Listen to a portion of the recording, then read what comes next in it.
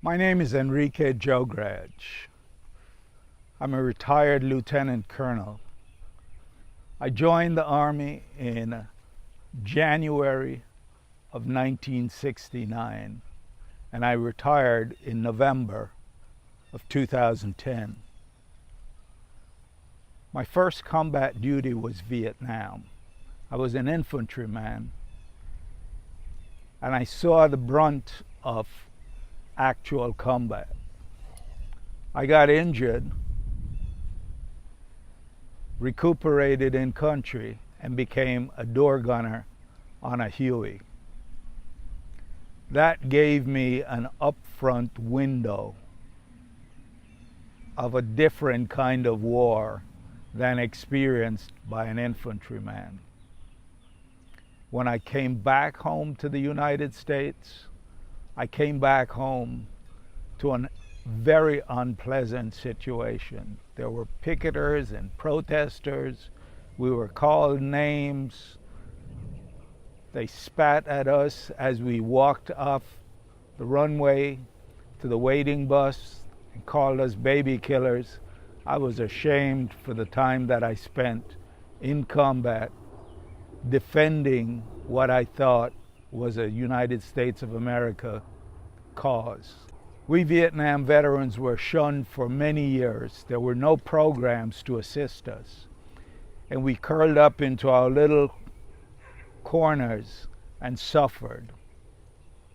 I remember coming back home from Desert Storm. There were ticker tape parades for us. There were welcome home programs. And the same happened when I came back home from Afghanistan. It was a more positive, a more receptive community to the veterans. And for many, many years, there were no programs available to us Vietnam veterans. And so we sat and we suffered with our disabilities.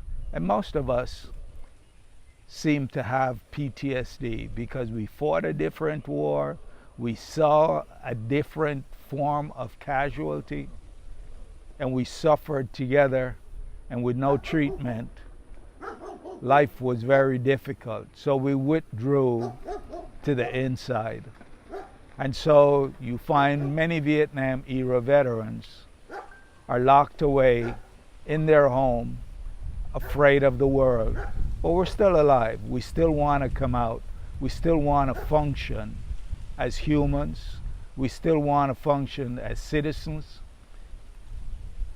And I think the way back for many of us, I know for me, it's through Lilo, my service dog.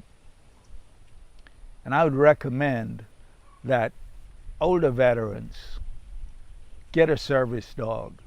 Even if you're married and have a family, there are certain degrees of communication that happens between Lilo and I that doesn't happen between my children or my grandchildren and I. There are voids in my life that Lilo seems to naturally fit and correct. Yes, PTSD for many of us take on different forms. I'm in a PTSD group therapy session at a vet center, and my peers tend to be somewhere in the range of 65 and 75. Most of us experience sleepless nights. A good night of sleep for most of us, it's 3 to 4 hours. We tend to be irritable, we tend to be aggressive, withdrawn, and we have all kinds of medical issues. And it seems that the solution to our problem is more medication and more medication and more medication and less physical activity. For me, since partnering with Lilo, I am very active. I have to walk her twice, 3 times per day. I was housebound for many years. I elected to isolate myself. With Lilo, we go out, we go to the mall, we go to the park, we go on trips, seeing my family and friends. I have an extended family, and Lilo makes it possible for me to now get on a plane, go somewhere, see my grandchildren, see my children, who in the past I depended on them coming to visit me. Now I go to see them. There is a statistic that says 22 veterans per day commit suicide. I don't know the details of that statistics, but from my personal experience, from my personal exposure, I know that there are a lot of us disabled veterans who are hurting. I go to the VA quite frequently. I'm a volunteer at the VA, and it's not unusual as I walk through the corridors with Lilo. I take Lilo to work with me when I go in to volunteer. And it's not unusual for a veteran to come up to me and say, "Can I pet your dog?" And they get down on the floor with Lilo because she's a very friendly, very loving dog. They get down on the floor, they roll around with Lilo, and they have a relaxed moment. And then when they're done, they embrace me and they say, "Thank you for allowing me to pet your dog." I think that most of these veterans in this 22 vets per day who commit suicide could be older veterans like myself, who are despondent, who feel rejected, who are going back to whatever created PTSD for them. And most of the time, it's some incident from combat that's caused this. And there's no solution. It's very hard to forgive yourself for what you saw, or for what you experienced, or for the harm you caused the enemy in combat. And so you think on it, you dwell on it, you live it day in, day out.